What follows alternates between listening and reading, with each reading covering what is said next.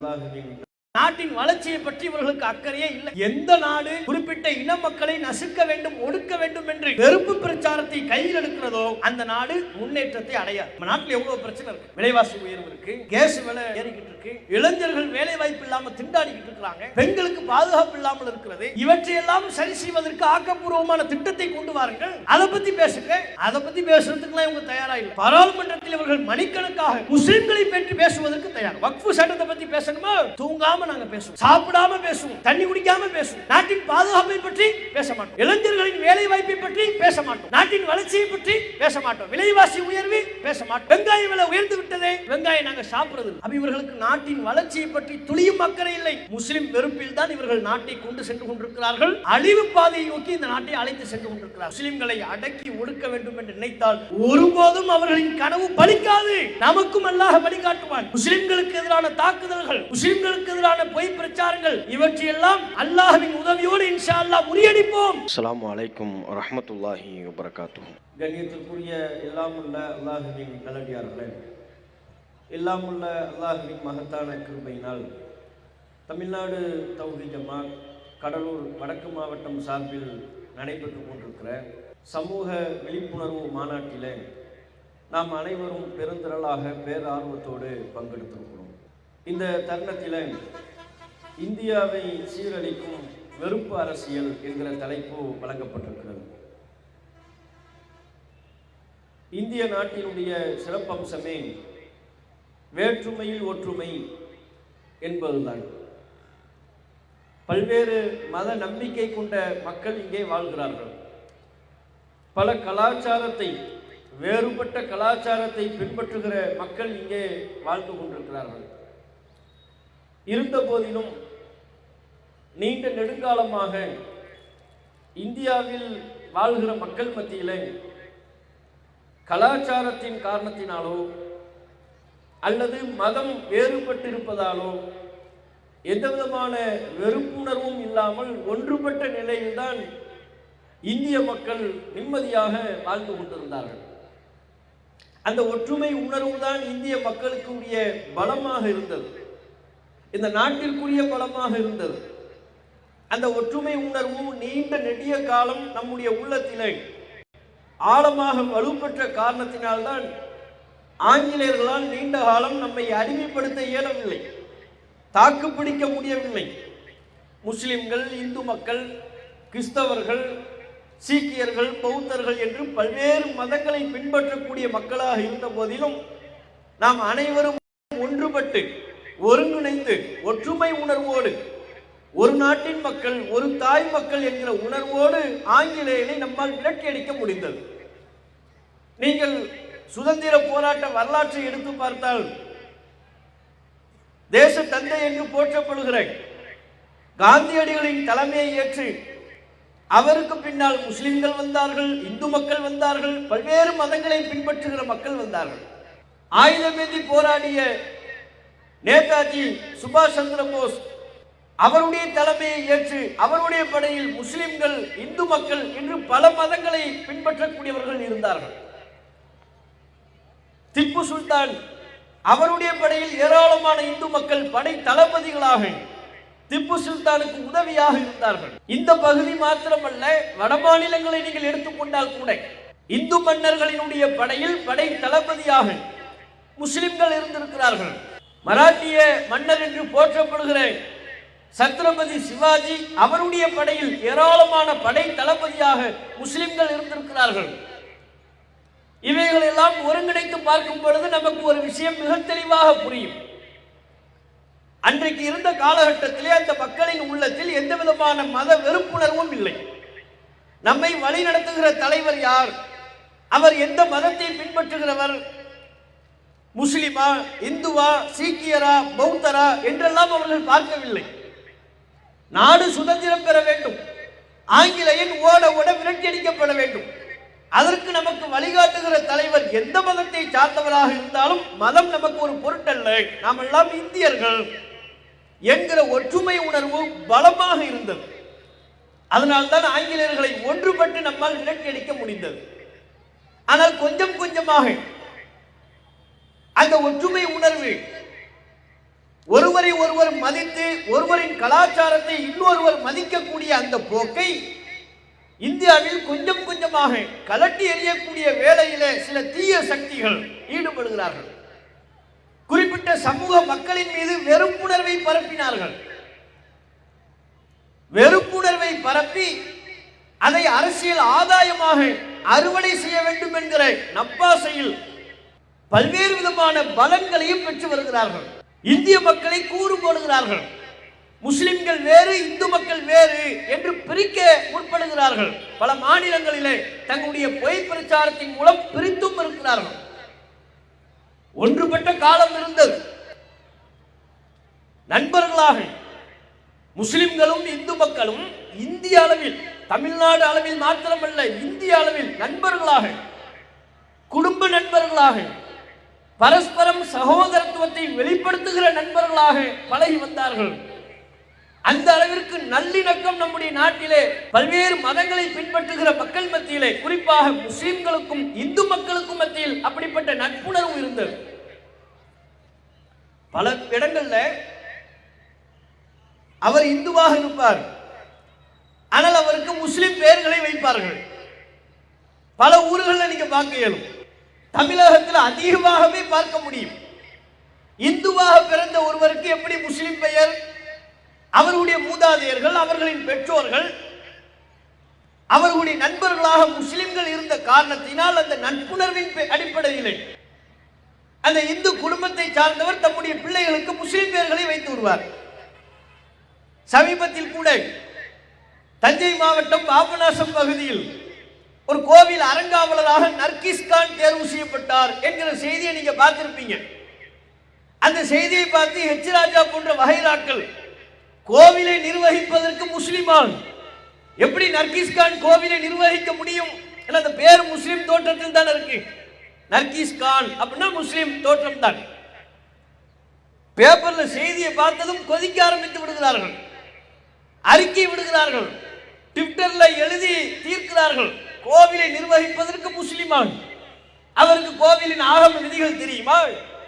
எங்கள் நம்பிக்கைகள் தெரியுமா? சடங்கு சம்பிரதாயங்கள் தெரியுமா? நியாயமான கேள்வி. ஆனால் அவர் நர்கிஸ்கான் முஸ்லிமா? முஸ்லிமே இல்லை, அவர் இந்து. அவர் பத்திரிகைகளை அழைத்து, ஊடக நிருபர்களை அழைத்து அவர் பேட்டி அளிக்கிறார். ஐஎம் ஹிந்து, நான் ஒரு ஹிந்து, இந்து பாரம்பரியத்தில் பிறந்தவன், தலைமுறை தலைமுறையாவே நாங்கள் இந்துவாகத்தான் இருக்கிறோம், என்னுடைய பெயர் மட்டும்தான் முஸ்லிமின் அடையாள பெயர் போல் தெரிகிற நர்கிஸ்கான். அந்த பெயருக்கு அவர் காரணம் சொன்னார். என்னுடைய தாய் பிரசவ வேதனையில மிகப்பெரிய ஒரு கிரிட்டிக்கலான சிச்சுவேஷனாக இருந்தது. அந்த நேரத்தில் ஒரு முஸ்லிம் நபர் தான் பிரசவம் பார்த்தார். சிரமமான இக்கட்டான சூழ்நிலையில் பிரசவம் பார்த்து நல்ல முறையில் பராமரித்து கவனித்த காரணத்தினால் என்னுடைய குடும்ப உறுப்பினர்கள் அவர்களின் நினைவாக நர்கிஸ்கான் என்கிற பெயரை எனக்கு வைத்து விட்டார்கள். அந்த பழக்கம், அந்த பராமரிப்பு, அதன் விளைவாக நர்கிஸ்கான் பெயர்ல இன்னும் இருக்கிறார். அவர் ஒன்றும் பேரை மாத்தல. சினிமா திரை பிரபலியமாக இருக்கிற கமலஹாசன் எடுத்துக்கொள்ளுங்கள். அவருடைய இயற்பெயர் என்ன? பார்த்த சாரதி, அதான் அவர் பேர். பின்னாளில் அவருக்கு கமலஹாசன் என்று சூட்டுகிறார். அவருடைய தந்தை தான் அந்த பெயரை வைக்கிறார். ஹாசன் என்பது முஸ்லிம்களின் குடும்ப பெயர், முஸ்லிமுடைய பெயர் தான் அது. ஹசன் சொல்றோம்ல, ஹசன், ஹாசன், இதெல்லாம் முஸ்லிம் பெயர்.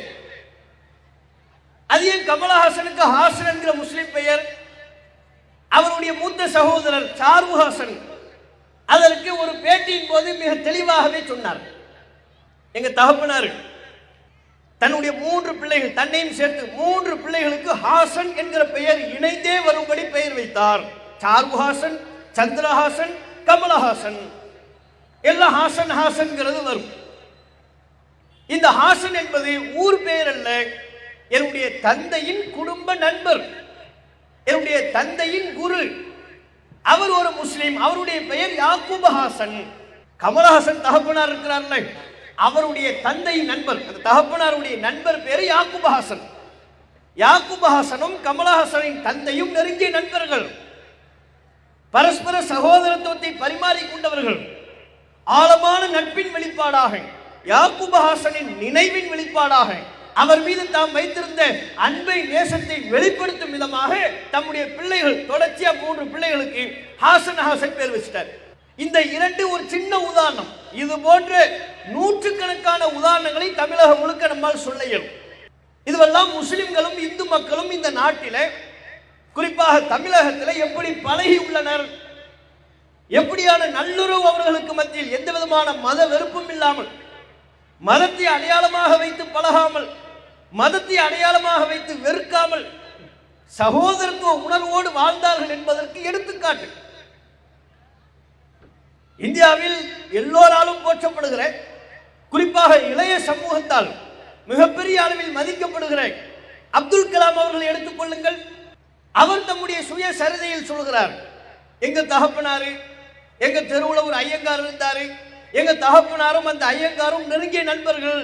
அடிக்கடி அந்த ஐயங்கார் வீட்டுக்கு நான் போவேன், அங்க போய் நான் சாப்பிடுவேன். பாருங்க, ஐயங்கார் பிராமணர்கள், பிராமண சமூகத்தில் ஏராளமான சடங்கு சம்பிரதாயங்களை பார்ப்பார்கள். இருந்த போதிலும் அந்த சடங்கு சம்பிரதாயங்களை எல்லாம் ஒதுக்கி வைத்து அப்துல் கலாம் அந்த வீட்டில் எளிமையாக உள்ளே நுழையக்கூடிய விதமாகவும், எப்போது வேண்டுமானாலும் அவர் வீட்டில் போய் நான் சாப்பிடுவேன். அந்த அளவுக்கு எங்க தகப்பனாரும் அவரும் நண்பர்களாக இருந்தார்கள்.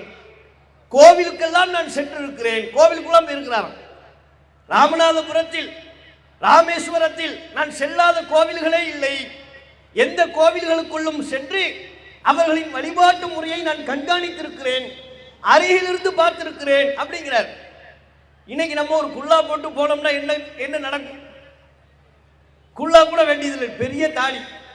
குல்லாவும் தாடியும் உள்ளதுக்கு தானே புதிய மதுரை ஆதீனம் சொன்னார், தொப்பி தாடி, தொப்பி தாடி அப்படின்னு சொன்னார்ல. இன்றைக்கு அந்த தொப்பியையும் தாடியையும் வெறுப்பிற்குரிய அடையாளமாக பொய்களை கலந்து புனைவுகளை மக்கள் மத்தியில் சொல்லி வெறுப்பிற்குரிய அடையாளமாக சித்தரிக்க முற்படுகிறார்கள். இன்னைக்கு நம்ம எளிமையா கோயிலுக்குள்ள போயிட்டு வர முடியுமா? வழிபடுவதற்கு அல்ல, அவர்களின் வழிபாட்டு முறைகளை பார்ப்பதற்கு. அப்படியான சூழல் இன்றைக்கு இணக்கமாக இல்லை. நீங்க உள்ளே நுழைய வேண்டாம், வெளியே தொப்பி போட்டு தாடி போட்டு நின்றீங்கன்னா போதும். இந்த புதிய மதுரை ஆதீனம் குரூப் ஆரம்பிச்சுன்னா உடனே உளவுத்துறைக்கு போன், பாய், காவல்துறைக்கு உளவுத்துறைக்கு சொல்லிடுவார், வெளியே ஒரு முரட்டுத்தனமான பாய் நிற்கிறாரு. அவர் முரட்டுத்தனமான ஆள் எப்படிப்பா கண்டுபிடிச்ச? தொப்பி தாடின்றுவார். தொப்பி தாடி முரட்டுத்தனமான ஆளு வெளியே நிற்கிறாரு, கையில் ஒரு பை வேற வச்சிருக்கிறாரு. அவர் வீட்டம்மா சொன்னார்னு சொல்லி 1 கிலோ தக்காளியோ தேங்காவே வாங்கிட்டு போயிருப்பார். இந்த ஆள் என்ன கையில் பை வச்சிருக்கிறாரு, என்ன வேண்டுமானாலும் இருக்கலாம், ஆர்டிஎக்ஸா இருக்கலாம், பாமா இருக்கலாம், எப்படிப்பட்ட பொருளாக இருக்கலாம். உடனடியாக வாருங்கள், அவரை பிடித்து விடுங்கள் சொல்வார்களா இல்லையா? எப்படிப்பட்ட ஒரு நிலையாக இன்றைக்கு மாற்றி விட்டார்கள். இதுவெல்லாம் ஒரு நாளில் ஒரு இரவில் ஏற்படுத்தப்பட்டது அல்ல. இன்றைக்கு முஸ்லிம்களுக்கும் இந்து மக்களுக்கும் மத்தியில் ஆரம்ப காலகட்டத்தில் காணப்பட்ட, சுதந்திர காலகட்டத்தில் காணப்பட்ட ஒற்றுமை உணர்வு மங்கி போய் இருக்கிறது என்று சொன்னால், வெறுப்புணர்வு மிகைத்து நிற்கிறது என்றால், இது ஒரு நாளில் ஒரு இரவில் ஏற்படுத்தப்பட்டது அல்ல. சரியான திட்டமிடுதலோடு நீண்ட நெடுங்காலமாக கொஞ்சம் கொஞ்சமான ஒவ்வொரு நாளும் ஒவ்வொரு புதிதான கதைகளை சொல்லி பொய்களை பரப்பி முஸ்லிம்கள் என்றாலே இந்து மக்களுக்கு ஆபத்தானவர்கள் என்கிற கதையாடலை இந்தியா முழுக்க இவர்கள் பரப்பியிருக்கிறார்கள். சங் பரிவார கும்பல் இப்படிப்பட்ட வேலையில், நாசகார வேலையில் திட்டமிட்டு இறங்கி இருக்கிறார்கள். முஸ்லிம் வெறுப்பின் உச்சத்தை இன்றைக்கு தொட்டிருக்கிறார்கள். இந்த முஸ்லிம் வெறுப்பை பற்றி நாம் இவ்வளவு பெரிய மாநாட்டில் பேச வேண்டிய தேவை ஏன் ஏற்படுகிறது? இது ஏதோ அங்கொன்றும் இங்கொன்றுமாக நடைபெறக்கூடிய நிகழ்வாக இல்லை.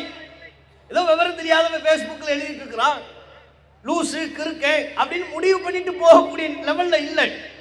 திட்டமிடுதலோடு நடைபெறுகிறது, ஒரு ஒழுங்கமைவோடு நடைபெறுகிறது. அதன் பின்னணியில் பலமான அரசியல் இருக்கிறது. ஆளும் ஆட்சியாளர்கள் அப்படிப்பட்ட மத வெறுப்பை விரும்புகிறார்கள். இந்தியாவை ஆளக்கூடிய ஆட்சியாளர்கள் இந்த இந்தியாவிலே முஸ்லிம் என்றால் வெறுக்கப்பட வேண்டும் என்கிற எண்ணத்தை கொண்டவர்களாகவும், அதற்குரிய செயல் திட்டமாக கீழ்நிலையில் அப்படிப்பட்ட வெறுப்பு பிரச்சாரங்கள் பரவுவதை உள்ளூர விரும்பக்கூடியவர்களாக இருக்கிறார்கள்.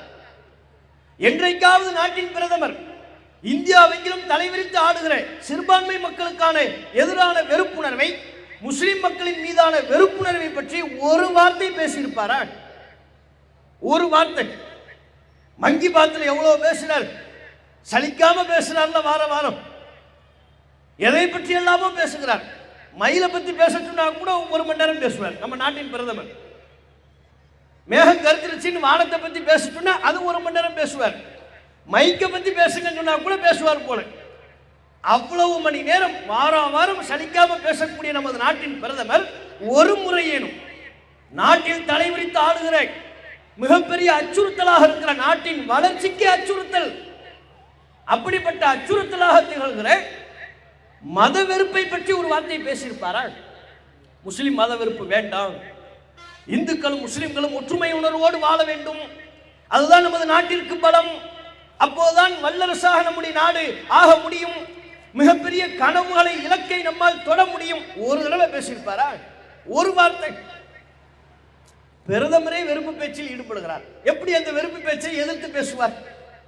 நாட்டின் பிரதமரே, அந்த பிரதமரை பின்பற்றிய பல்வேறு அமைச்சர்கள், அதன் கீழ் இருக்கக்கூடிய அதிகாரிகள், அதன் கீழ் இருக்கக்கூடிய தொண்டர்கள் அனைவரும் வெறுப்பு பிரச்சாரத்தில் ஈடுபடுகிறார்கள். அதுதான் இந்த நாட்டிற்கு ஆபத்து, அச்சுறுத்தல் என்று நாம் சொல்கிறோம். பல தேர்தல் நேரங்களில் கடந்த பாராளுமன்ற தேர்தல் பிரச்சாரத்தின் போது இந்தியாவெங்கிலும் பயணித்த நமது நாட்டின் பிரதமர் எதை முன்னிறுத்தி பிரச்சாரம் செய்தார்? நாட்டின் வளர்ச்சியை பற்றியா? தாம் ஆட்சிக்கு வந்த பொழுது ஒரு ஆண்டில் 2 லட்சம் கோடி வேலை வாய்ப்புகளை உருவாக்கி தருவேன் என்று சொன்னதை பற்றியா பேசினார்? விலைவாசி உயர்வை பற்றி பேசினாரா? பெண்கள் பாலியல் ரீதியாக ஆங்காங்கே இந்தியாவெங்கிலும் பல்வேறு மாநிலங்களில் கூட்டு பாலியல் வல்லுறவுக்கு ஆளாக்கப்படுவதை பற்றி பேசினாரா? பொருளாதாரத்தில் பின்தங்கி இருப்பதை பற்றி பேசினார். இதெல்லாம் பேசல. தேர்தலில் மோடி பேசுவது எது? எந்த விஷயத்தை பற்றி பேசுவதில் அவருடைய கவனம் செல்கிறது? முஸ்லிம்களை பற்றி. காங்கிரஸ் ஆட்சிக்கு வரக்கூடாது. என்ன காரணமா? காங்கிரஸ் ஆட்சிக்கு வந்தா ஊழல் செய்வாங்கன்னு சொல்லலாம் ஒரு கட்சியாக. அப்படியான விமர்சனத்தை முன்வைக்க இருதரப்புக்கும் உரிமை உண்டு. காங்கிரஸ் ஆட்சிக்கு வந்தால் நாடு சீரழிஞ்சிடும் சொல்லலாம். பிஜேபி ஆட்சிக்கு வந்தால் நாடு சீரழிந்து விடும், அவர்கள் அந்த குற்றச்சாட்டை முன்வைக்கலாம். அப்படி சொல்லல. காங்கிரசுக்கு நீங்கள் வாக்கு செலுத்தாதீர்கள். ஏன் தெரியுமா? அவர்கள் ஆட்சிக்கு வந்து விட்டால் உங்களிடமுள்ள மாடுகளை பிடுங்கி அவர்களுக்கு வழங்கி விடுவார்கள். யாருக்கு? உங்களிடம் உள்ள இந்து மக்களை மையப்படுத்தி சொல்கிறார். உங்களிடம் உள்ள மாடுகளை பிடுங்கி அவர்களுக்கு, முஸ்லிம்களுக்கு வழங்கி விடுவார்கள். அப்போது நாட்டின் பிரதமர் இந்த நாட்டில் இருக்கக்கூடிய முஸ்லிம்களை, இந்திய குடிமக்களை தம்மில் ஒருவராக நினைக்கவில்லை, அவர்கள் என்று வேற்றுமை மனப்பான்மையோடு நம்மை அணுகுகிறார். உங்களிடம் உள்ள நகையை பிடுங்கி விடுவார்கள். காங்கிரஸ் ஆட்சிக்கு வரக்கூடாதாம். அதுக்கு எப்படிப்பட்ட பிரச்சாரம்? இதுவெல்லாம் பிரதமர் மோடி பேசிய வெறுப்பு பேச்சுக்கள். நாம் நம்முடைய கற்பனையை கலந்து சொல்லவில்லை, இல்லாததை கதை கட்டி பேசவில்லை. மோடி பேசிய வெறுப்பு பேச்சு. அவர்கள் ஆட்சிக்கு வந்துவிட்டால் உங்கள் வீட்டில் உள்ள மாடுகளை பிடுங்குவார்கள், உங்கள் களத்தில் உள்ள மாங்கல்யத்தை கூட, தாலியை கூட விட்டு வைக்க மாட்டார்கள், அவற்றையும் பறித்து அதன் பொருளாதாரத்தை முஸ்லிம்களுக்கு வழங்கி விடுவார்கள். ஆகவே காங்கிரசுக்கு நீங்கள் வாக்கு செலுத்தாதீர்கள். பாத்தீங்களா எப்பேற்பட்ட வெறுப்புணர்வு? எந்த காலத்தில் காங்கிரஸ் நமக்கு பொருளாதாரத்தை வழங்கியது? இந்திய அளவில் அவர்கள் நீண்ட நெடுங்காலம் ஆட்சியில் இருந்த போதிலும் சச்சால் கமிஷன், ரங்கநாத் மிஸ்ரா கமிஷன் என்று பல்வேறு கமிஷன்களை அமைத்ததற்கு பிறகும் இந்தியாவெங்கிலும் பயணித்து முஸ்லிம்களின் அதல பாதாள நிலையை விவரித்ததற்கு, சமர்ப்பித்ததற்கு பிறகிலும் கூட அவங்க நினைச்சிருந்தா இந்தியாவெங்கிலும் இடஒதுக்கீட்டை அவர்களால் தந்திருக்க முடியும். தரலையே. மத்தியில் நமக்கு இடஒதுக்கீட்டை தரவில்லை. காங்கிரஸ் 60 ஆண்டுகளுக்கு மேலாக ஆட்சி செய்தார்கள். முஸ்லிம்களுக்கு குறிப்பிடத்தக்க ஒரு பெரிய ஒரு நன்மை அவர்கள் செய்திடவில்லை. ஆனால் மோடி சொல்கிறார், ஆட்சிக்கு வந்துட்டாங்கன்னா உங்ககிட்ட உள்ள காசு பணத்தை பிடிங்கிருவாங்க, உங்களுடைய மாடுகளை, உங்கள் வீட்டில் கட்டி வைத்திருக்கிற 2 மாடு கட்டி வச்சிருந்தீங்கன்னா அதுல ஒரு மாடை பிடிங்கி முஸ்லிம்கிட்ட கொடுத்துருவாங்க, நமக்கு தருவாங்க. அப்ப பிரதமரே இந்த வெறுப்பு பிரச்சாரத்தில் ஈடுபட்டால் அவரின் கீழே உள்ள அமைச்சர்கள் பேச மாட்டார்களா? அவரை தலைவராக ஏற்றுக்கொண்ட தொண்டர்கள் பேச மாட்டார்களா? அவ்வாறு பேசக்கூடிய பேச்சுக்களை எப்படி நாட்டின் பிரதமர் கண்டிக்க இயலும்? அப்ப அவரே உள்ளூர விரும்புகிறார். இந்த நாட்டில் முஸ்லிம் இந்து என்கிற வெறுப்பு பிரச்சாரம் பரவுவதை விரும்புகிறார். அண்மையில காஷ்மீர்ல பெஹல்காம் என்கிற பகுதியில் ஒரு தாக்குதல் நடைபெற்றது. பயங்கரவாத தாக்குதல். 26 அப்பாவி மக்கள் கொல்லப்பட்டார்கள். இந்தியர்கள் கொல்லப்பட்டார்கள். அந்த பயங்கரவாதிகள் எங்க இருந்தாலும் அவர்களை கண்டுபிடித்து சட்டத்தின் அடிப்படையிலே தண்டனை வழங்க வேண்டும் என்பதை இந்திய மக்கள் அனைவரும் விரும்புகிறோம். ஆனால் அந்த சம்பவத்தை ஒட்டி கூட காஷ்மீரில் நடைபெற்ற பெஹல்காம் பயங்கரவாத சம்பவத்தை முன்னிறுத்தி கூட முஸ்லிம் வெறுப்பைத்தானே இவர்கள் பரப்பினார்கள். வந்தவர்களுக்கு மதம் பார்த்தார்கள். பயங்கரவாதிகள் என்று பார்க்கவில்லை. அவர்கள் முஸ்லிம்கள், முஸ்லிம் என்று மதம் பார்க்கிறார்கள். 25 அப்பாவி மக்களின் உயிரை காப்பாற்றுவதற்காக அங்கு குதிரை ஓட்டியாக இருந்த ஒரு முஸ்லிம் தன்னுடைய உயிரை பணையம் வைத்து அர்ப்பணம் செய்து அந்த மக்களை காப்பாற்றினாரே, பெண்களை காப்பாற்றினாரே, அவரின் மதம் பார்த்தார்களா? அவர் குதிரை ஓட்டியா மாறிடுவார். பயங்கரவாத சம்பவத்தில் ஈடுபடுபவன் முஸ்லிமாக இருந்தால் அப்போது மாத்திரம் மதம் பார்க்கப்படும். காப்பாற்றுபவர்கள் முஸ்லிம்களாக இருந்தால் அப்போது மதம் பார்க்கப்படாது. அவன் வியாபாரம் அடையாளமாக முன்னிறுத்தப்படும். அவன் ஊர், அவன் மாவட்டம், அவன் மாநிலம் அடையாளமாக முன்னிறுத்தப்படும். அவன் மதம் அடையாளமாக முன்னிறுத்தப்படாது. ஏன்? காப்பாத்திட்டான்ல. காப்பாத்துறதுக்காக வேண்டி ஒருத்தன் உசுர கொடுத்திருக்கிறான், அவன் முஸ்லிம், அப்ப மதம் பார்க்கல. பயங்கரவாதிகளுக்கு மதம் பார்க்கிறாங்க. பயங்கரவாதம் என்பது மதத்துக்கு அப்பாற்பட்டது. எல்லா மதங்களிலும் பயங்கரவாதிகள் இருப்பார்கள். ஆகையினால் ஒரு இந்து மதத்தை சார்ந்தவன் பயங்கரவாத செயலில் ஈடுபட்டு விட்டால் ஒட்டுமொத்த இந்து மக்களின் மீதும் பயங்கரவாத முத்திரையை குத்துவதா? இப்போது கூட பத்திரிகையில் தொடர்ச்சியாக சில செய்திகளை பார்க்கிறோம்.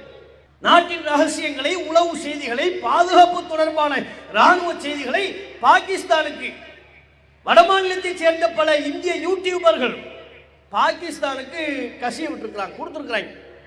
அவங்க யாருமே முஸ்லீம் கிடையாது. ஒரு பெண்ணு அவர் யூடியூப் சேனல் நடத்துகிறார், பாகிஸ்தானுக்கே போகிறார், அங்குள்ள அதிகாரிகளை சந்திக்கிறார். நமது நாட்டின் ராணுவ செய்திகளை, பாதுகாப்பு தொடர்பான செய்திகளை அவர்களுக்கு விற்கிறாள். ஏதோ ஒரு நோக்கத்திற்காக. அவள் முஸ்லீம் அல்ல. இது போன்று 3-4 யூடியூபர்கள் வட மாநிலங்களில் பிடிபட்டார்கள். அண்மையில் நடைபெற்ற சம்பவம். அவர்கள் எவரும் முஸ்லீம் கிடையாது.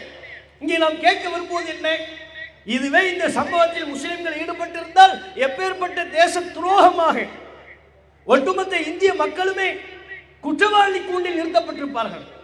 அவன் பேர் ஒரு அப்துல்லாவா இருந்துச்சுன்னா, அப்துல் காதரா இருந்தா நாம் அனைவருமே தலை குனிந்து நிற்கும் அளவிற்கு விமர்சனங்கள் வரும். இந்திய முஸ்லிம்களுக்கு தேசப்பற்று இல்லை, நமது நாட்டில் ராணுவ செய்திகளை கசிய விடுகிறார்கள், அற்ப விலைக்கு விற்கிறார்கள் என்றெல்லாம் ஆளாளுக்கு பேசி நம்ம அனைவரையும் கூணி குறுக வைப்பார்களா இல்லையா? ஏன் இந்த விவகாரத்தில் அப்படி செய்யல? ஏன்னா அவங்க முஸ்லிம்கள் இல்லை. முஸ்லிம்களாக இருந்தால் மாத்திரம்தான் அவர்கள் செய்கிற எந்த ஒரு செயலும் பெரிய அளவில் விமர்சிக்கப்படுகிறது. குற்றச் செயல்களில் எல்லா மதத்தை சார்ந்தவர்களும் ஈடுபடுவார்கள். மற்றவர்களுக்கெல்லாம் மதம் பார்க்கப்படுவதில்லை, முஸ்லிம்களுக்கு மாத்திரம் மதம் பார்க்கப்பட்டு இந்த மதத்தை சார்ந்தவர்களை இப்படித்தான் என்கிற ஒரு கருத்துருவாக்கம் ஏற்படுத்தப்படுகிறது. திட்டமிடுதலோடு, எதேச்சியா போற போக்கில் இல்லை. திட்டமிடு இந்த சம்பவத்தை வச்சு நம்ம அரசியல் பண்ணணும், இதன் மூலமா முஸ்லிம் வெறுப்பை நாம பரப்பணும். எந்த அளவுக்கு பாருங்க, இந்த காஷ்மீர் சம்பவத்தில் முஸ்லிம்களின் தேசப்பற்றை சந்தேகிக்கிற அளவுக்கு கடுமையான விமர்சனங்கள் முன்வைக்கப்பட்டது. ஆனால் ஒரு முஸ்லிம் தன்னுடைய உயிரை கொடுத்து ஏனைய மக்களை காப்பாற்றி உள்ளார் என்பது இருட்டடிப்பு செய்யப்பட்டது. அப்போது அந்த சம்பவத்தில் தம்முடைய கணவரை பலி கொடுத்த ஒரு பெண்மணி, ஹன்ஷிம் நர்வால் என்கிற ஒரு பெண்மணி, அவள் சமூக ஊடகத்திற்கு பேட்டி அளிக்கிறார். காஷ்மீர் முஸ்லிம்களை பற்றி தப்பாக பேசாதீர்கள் என ஊடகங்கள் அவ்வளவு பொய் பிரச்சாரம், வெறுப்பு பிரச்சாரம், முஸ்லிம்கள்னாலே தேச துரோகி என்கிற அளவுக்கு பொய் பிரச்சாரம் செய்யப்பட்டதை எல்லாம் பார்த்து சம்பவத்தில் இருந்த பெண்மணி என்கிற அடிப்படையில், காஷ்மீர் மக்களின் வலியையும் வேதனையையும் புரிந்து கொண்ட ஒரு பெண்மணி என்கிற அடிப்படையில் அவள் சொன்னால், காஷ்மீர் முஸ்லிம்களை தப்பா பேசாதீங்க, அவங்க தான் எங்களுக்கு அரணா இருந்தாங்க, பாதுகாப்பா இருந்தாங்க. குதிரை ஓட்டிகளும் அங்கு பொருட்களை விற்பனை செய்பவர்களும் சாதாரண வியாபாரிகளும் எங்களை பாதுகாத்து வீட்டில் வச்சு நாங்க எங்க ஊருக்கு பாதுகாப்பா வர்ற வரையிலையும் எங்களை தொலைபேசியில தொடர்பு கொண்டு விசாரிச்சு ஒரு சகோதரனை போல் நடந்து கொண்டார்கள். அவர்களை நீங்கள் தவறாக பேசாதீர்கள். ஹன்ஷிம் நர்வால் என்கிற அந்த பெண்மணி தன்னுடைய கணவனை பலி கொடுத்த பெண்மணி பேட்டி கொடுத்தான். பேட்டி கொடுத்தாள்ல, முஸ்லீமுக்கு சார்பாக கொடுத்தாள்ல, அவன் தேச துரோகி ஆயிட்டான். சமூக வலைதளத்தில் பார்த்தால், யூடியூபுகளில் பார்த்தா அந்த பெண்மணியை கடுமையான முறையில் விமர்சனம் செய்து, இவள் இந்து பெண்மணியே அல்ல, விலை போய்விட்டால், இவளுக்கு இந்த நாட்டின் மீது தேசப்பற்றே இல்லை, முஸ்லீம பயங்கரவாதின்னு சொன்னா மட்டும்தான் தேசப்பற்று, முஸ்லீம் நல்லவர், முஸ்லீம் தான் எங்களை காப்பாற்றினார், அவர்களை பற்றி பொய்யாக பேசாதீர்கள் என்று சொல்லிவிட்டால் தேசப்பற்று இல்லாதவர், தேச துரோகி. பாருங்க, நமக்காக பேசிய ஒரு பெண்மணி அவள் மதத்தால் முஸ்லிமாக இல்லாத போதிலும் முஸ்லிம்களுக்காக பேசினாள் என்பதற்காகவே தேச துரோகி என்கிற பட்டத்தை சுமந்து நிற்கிறாள். அப்படின்னா வெறுப்புணர்வு எந்த உச்சத்தை அடைந்திருக்கிறது என்பதை நீங்கள் யோசித்து பாருங்கள். இந்த சின்ன அளவுல சண்டை நடந்துச்சுல்ல, பயங்கரவாத முகாம்களை நாங்கள் குறிப்பாத்து அளிக்கிறோம் என்று சொன்னார்கள். இந்திய அரசு தரப்பில், இந்திய ராணுவ தரப்பில் சொல்லப்பட்டது பயங்கரவாதிகள் அழிக்கத்தான் வேண்டும். அது ஒரு கட்டத்தில் நிறுத்தப்படுகிறது. நிறுத்தப்பட்ட உடனே நிறுத்தப்படுகிற செய்தியை முதல் இந்திய ராணுவம் நிறுத்தப்பட்டதாக சொல்லலை, வெளியுறவுத்துறை அமைச்சர் அந்த தகவலை ஃபர்ஸ்ட் சொல்லலை. முதல் யாரு?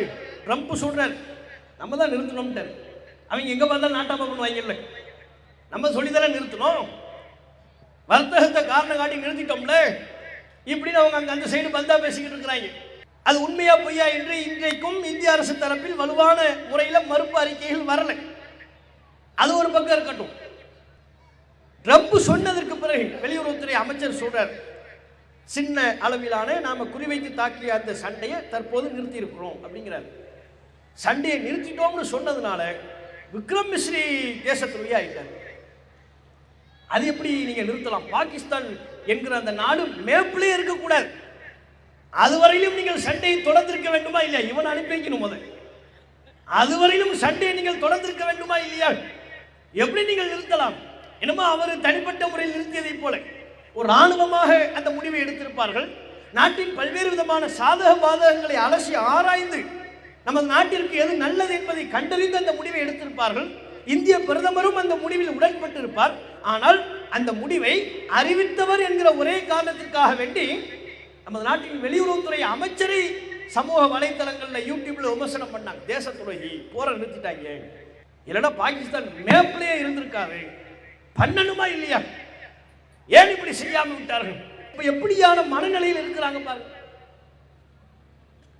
அது மட்டும் இல்லை, இந்த கூத்து ஒரு பக்கம் நடக்கும் பொழுது இதுலயே ஜெய்ப்பூர்ல இனிமே நாங்கள் பாக் என்கிற வார்த்தையவே புறக்கணிப்போம், பாகிஸ்தான் மேல உள்ள விருப்பம், அதுக்கு பதிலடி என்னவாகும்? பாக்குங்கிற வார்த்தையவே நாங்கள் சொல்ல மாட்டோம். அப்ப என்னப்பா சொல்ல போறேன்? எங்க எல்லாம் பாக்குன்னு வருதோ அங்கே எல்லாம் நாங்க ஸ்ரீங்கிற வார்த்தையை தான் பயன்படுத்துவோம். ஜெய்ப்பூர்ல ஆரம்பிச்சிட்டாங்க. அங்க ஒரு ஸ்வீட் கடை, மைசூர் பாக்கு விற்கிறாங்க. நோ, மைசூர் பாக்கு சொல்லக்கூடாது. அப்ப என்ன சொல்றது? மைசூர் ஸ்ரீ. ஸ்வீட் கடைக்கு போனா எப்படி தான் கேட்கணும்? மைசூர் பாக்கு, பாக்கு வருது இல்லை, பாக்கு சொல்லக்கூடாது. அப்ப என்ன? மைசூர் ஸ்ரீ. நல்ல வேளை அந்த மாதிரி அதி புத்திசாலிகள் நம்ம ஊர்ல இல்லை. இல்ல நிஜாம் பாக்கு என்ன சொல்லுவாங்க? நிஜாம் ஸ்ரீ. இன்னும் பல பெண்கள்லாம் சாப்பிடுவாங்களே, அந்த பாக்கு பாக்குன்னு வந்தாலே எல்லாம் ஸ்ரீ போடு. இந்த லூசுகள் சென்னை பக்கத்துல இல்லை. ஏன்? அங்கதான் கிளாம்பாக்கம், ஊரம்பாக்கம், மேலம்பாக்கம், ஏகப்பட்ட ஊர் இருக்கு. எல்லாத்தையும் பார்க்க மாத்துக்குவாங்க. கிளாம்பாக்கம் பஸ் போகும், கிலாம் ஸ்ரீ. இப்ப மேல் பட்டாம்பாக்கம். அந்த லூசுகள் இங்க வந்திருந்தாங்கன்னா நம்ம ஊரை எப்படி மாத்திருப்பாங்க? மேல் பட்டா ஸ்ரீ. எப்படிப்பட்ட லூசுகள் இந்தியாவில் இருக்கிறாங்க பாருங்க. இதுவா பதிலடி? பதிலடி எது? 200 கிலோமீட்டர் தாண்டி வந்து 26 அப்பாவி மக்களை கொண்டு இருக்கிறான். அவன் யாரு? கொல்லப்பட்டவன் 26 பேருன்னு தெரியுது இல்லைங்க. 26 பேர் கொல்லப்பட்டிருக்கிறாங்களா? வந்தவன் எத்தனை பேரு? எப்படி வந்தான்? அது எல்லை பகுதியை தாண்டி வந்தானா? இந்த கேட்டு பக்கத்தில் நாம நிக்கிறோம். பாகிஸ்தான் அந்த பகுதியில் இருக்குன்னா தாண்டி வந்துட்டான்னு சொல்லலாம். 200 கிலோமீட்டர் டிஸ்டன்ஸுங்க. 200 கிலோமீட்டர் டிஸ்டன்ஸ்ல இருந்து ஆயுதங்களோடு வந்திருக்கிறான். ஆயுதங்களோடு வந்திருக்கிறான் என்றால் அங்கு எங்குமே சோதனை சாவடிகள் இல்லையா? அந்த அளவிற்கு நமது நாட்டின் பாதுகாப்பு பலவீனமாகிவிட்டதா? இவர்கள் தானே சொன்னார்கள், நாங்கள் 370 நீக்கிவிட்டோம், காஷ்மீர் சொர்க்க பூமியாக மாறிவிட்டது, எப்போது வேண்டுமானாலும் நீங்கள் சுற்றுலாவிற்கு வரலாம் சொன்னார்களா இல்லையா? அரசு சொன்னதை நம்பி அப்பாவி மக்கள் சுற்றுலாவிற்கு சென்றார்கள். திருமணமான ஒரு வாரம் கூட ஆகாத தம்பதியர்கள் சுற்றுலாவிற்கு சென்றார்கள். அரசின் பலவீனத்தின் காரணத்தினால், பாதுகாப்பு குறைபாட்டின் காரணத்தினால் 26 அப்பாவி இந்திய மக்களை நாம் இழக்க நேரிட்டது. இதே இவர்களுடைய அலட்சியம் தான் புல்வாமாவிலும் ஏற்பட்டது. புல்வாமா தாக்குதல் அது கவனக்குறைவால் ஏற்பட்டது. நமது அரசு இயந்திரத்தினுடைய அலட்சியத்தால் ஏற்பட்டது, அதுல டவுட்டே கிடையாது.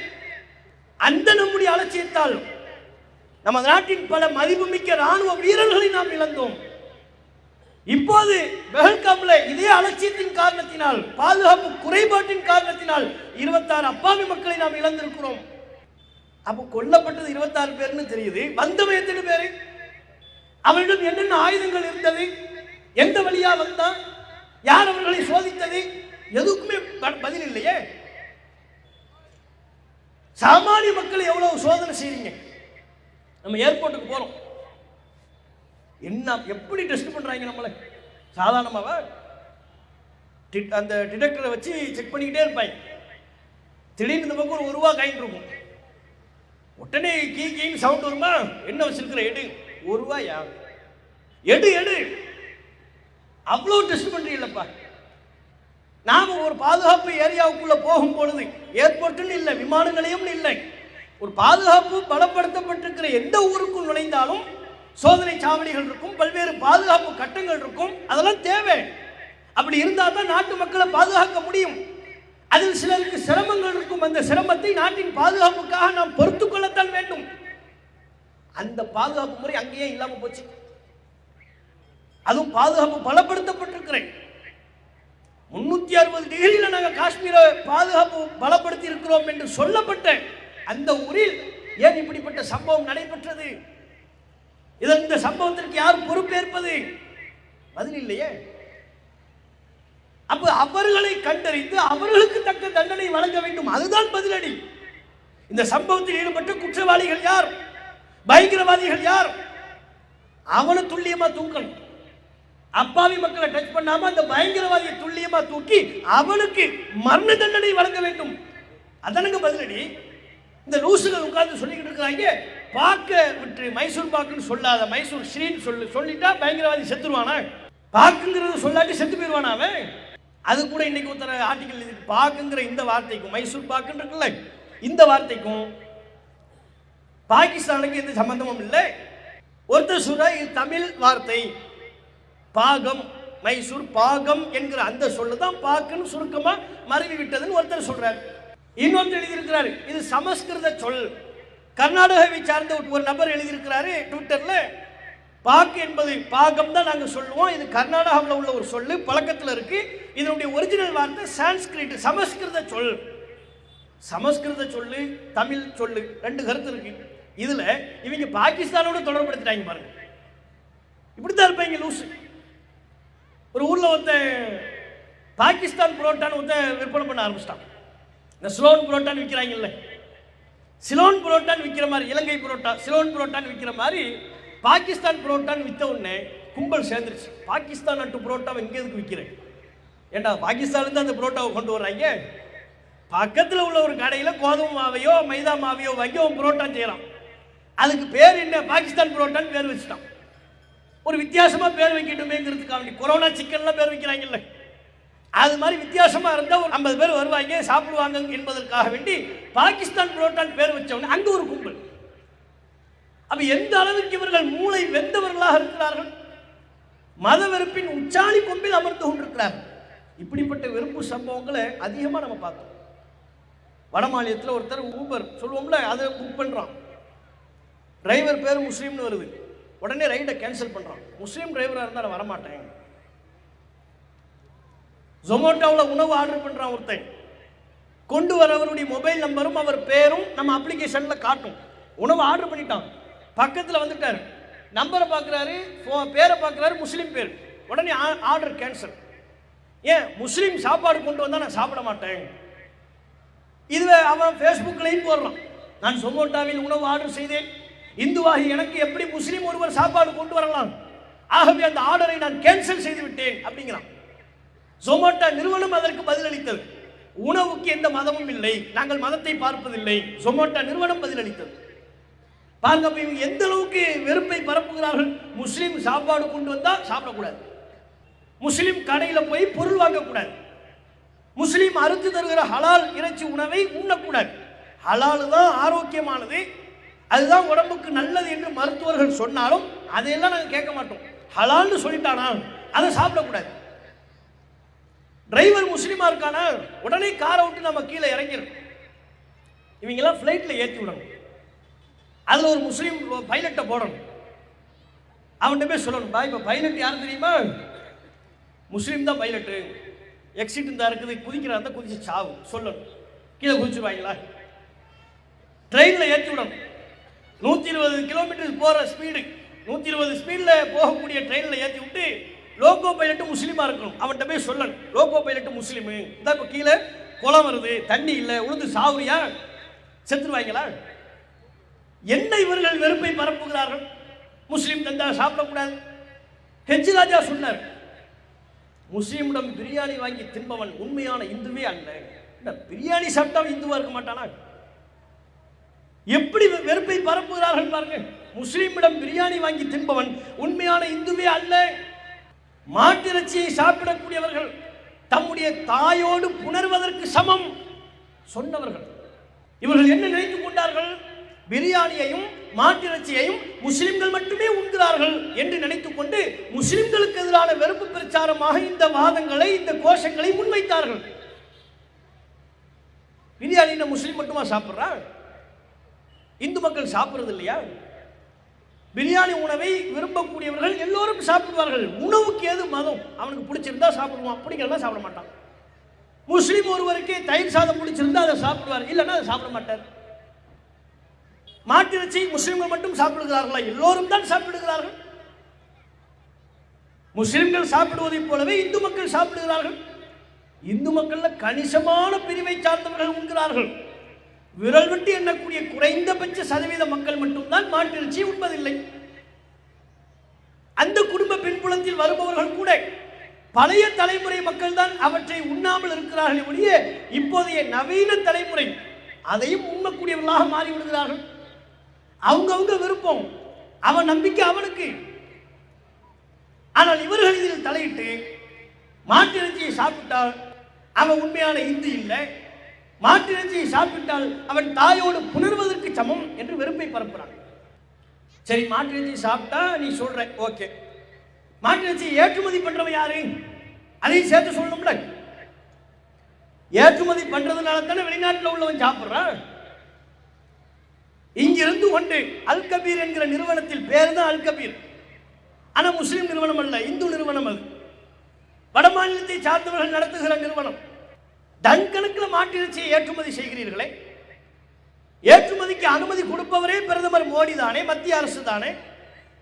அதை ஒரு முறை பெருமிதமாக வேற சொன்னாரே. மேலை நாடுகள் தான் மாட்டிறைச்சியில முதல் இடத்துல இருந்தது, மாட்டிறைச்சி ஏற்றுமதியில். அதையெல்லாம் பின்னுக்கு தள்ளிவிட்டு இப்ப இந்தியா தான் மாட்டிறைச்சி ஏற்றுமதியில முதலிடம். மோடியே பெருமிதமா சொன்னார், மாட்டிறைச்சி ஏற்றுமதியில நம்ம நம்பர் 1 இடத்துல இருக்கிறோம். அப்படி சொன்னார்ல. அப்ப மாட்டிறைச்சியை ஏற்றுமதி செய்யக்கூடிய இவர்கள் தான் யார்? இவங்களுக்கு என்ன பேர்? மாட்டிறைச்சியை சாப்பிடுறவனுக்கு ஒரு பேர் சொல்லிட்டேன், தாயோடு புணர்வதற்கு சமம் என்று சொல்லிவிட்டாய். அது கூட உங்கள் வேதம் அப்படி சொல்லவில்லை. எந்த இந்து மத வேதமாவது அப்படி சொல்லுதா? இந்து மத வேத விற்பனர்கள் சொல்லுகிறார்கள் ராமரை மாட்டிறைச்சி சாப்பிட்டு இருக்கிறார். பல்வேறு நாம் கடவுளாக மதிக்கக்கூடிய பல்வேறு இந்து கடவுள்கள் மாட்டிறைச்சியை உண்டிருக்கிறார்கள், அதை நாம் குறையாக சொல்லக்கூடாது என்று வேதத்தை படித்த பண்டிட்டுகள், வேத விற்பனர்கள் சொல்றாங்க. இவன் கீழ இருந்து பேஸ்புக்கில் எழுதிக்கிட்டு இருக்கிறான், தாயோடு புணர்வதற்கு சமம். அப்ப மாட்டிறைச்சியை ஏற்றுமதி பண்றானே அவனுக்கு என்ன பேரு? மோடிக்கு என்ன பேரு? கேட்க தோன்றுகிறதா இல்லையா? அப்ப இவர்கள் மாட்டிறைச்சியை வச்சு வெறுப்பு பிரச்சாரம், தலைமுக்கார வச்சு வெறுப்பு பிரச்சாரம். கர்நாடகாவில் ஹிஜாபுக்கு எதிரான அவர்களுடைய செயல்பாடு முஸ்லிம் வெறுப்பின் அடையாளம். எல்லோரும் இந்த நாட்டில் அவரவர்கள் தங்களுடைய அடையாளங்களோடு தெரிகிறார்கள். ஒரு இந்து தம்முடைய அடையாளத்தோடு பள்ளி கல்லூரிக்கு செல்வதில் எந்த தடையும் இல்லை. ஒரு கிறிஸ்தவர் தம்முடைய அடையாளத்தோடு பள்ளி கல்லூரிக்கு செல்வதில் எந்த தடையும் இல்லை.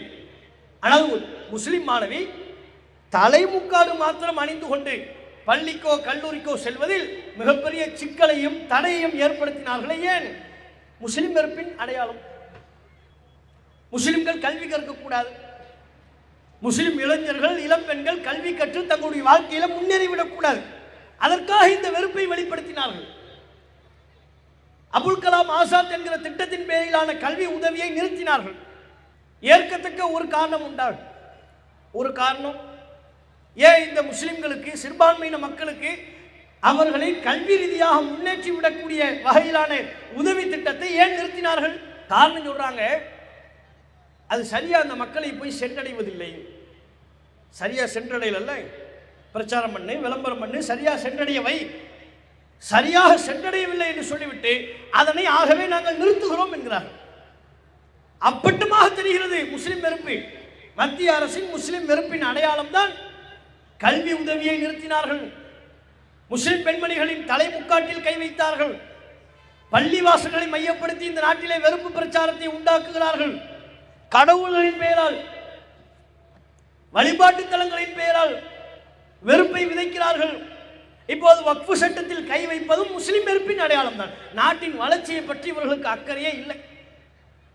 எந்த நாடு குறிப்பிட்ட இன மக்களை நசுக்க வேண்டும், ஒடுக்க வேண்டும் என்று வெறுப்பு பிரச்சாரத்தை கையில் எடுக்கிறதோ அந்த நாடு முன்னேற்றத்தை அடையாது. நம்ம நாட்டில் எவ்வளவு பிரச்சனை இருக்கு.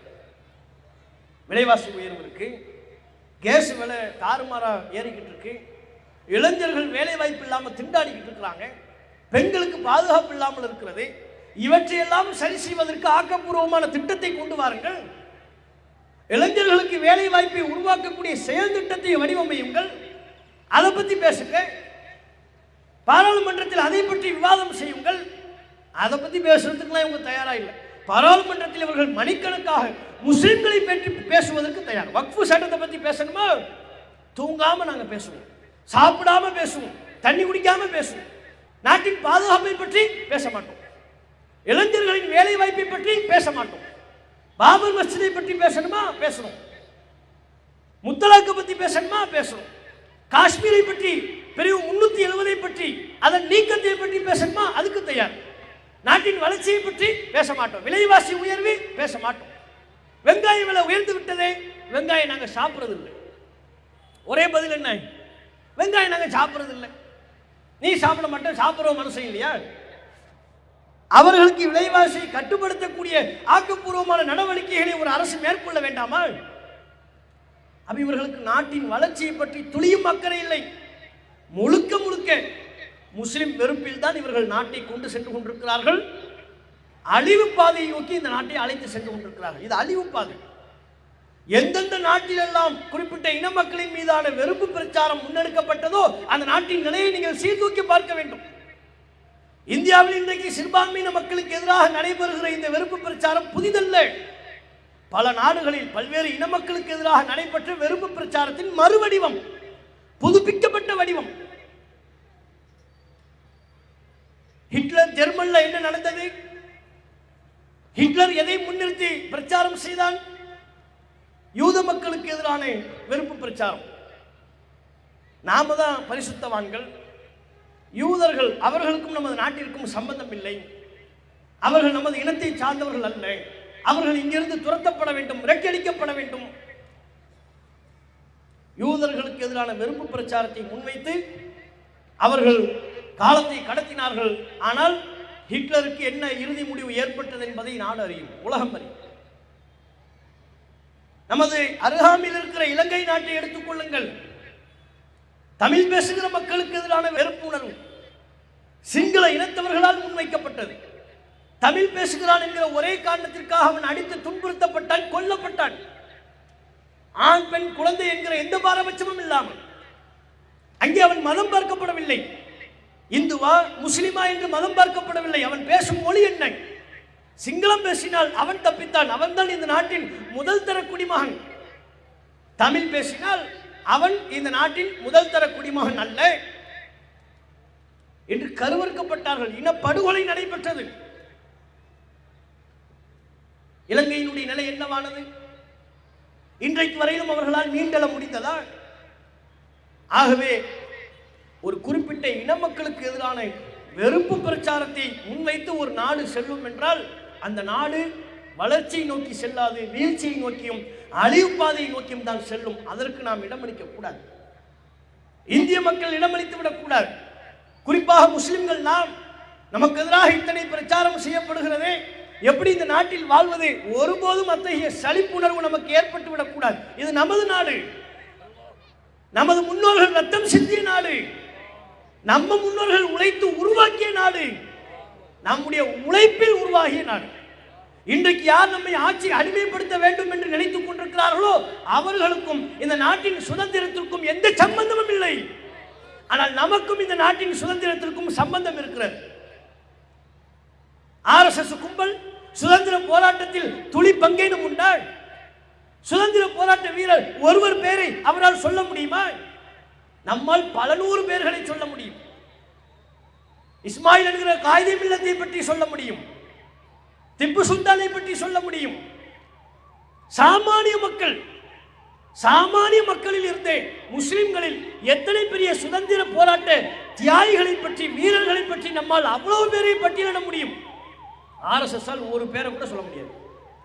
காரணம், இந்த நாட்டின் சுதந்திர போராட்டம் நடைபெறுகின்ற பொழுது அனைவரும் போராட்டத்திற்காக பாடுபட்ட வேளையில் அப்போது இருந்த இந்த ஆர்எஸ்எஸ் இயக்கம் ஆங்கிலேயனுக்கு அடிமை சேவகம் செய்து கொண்டிருந்தது.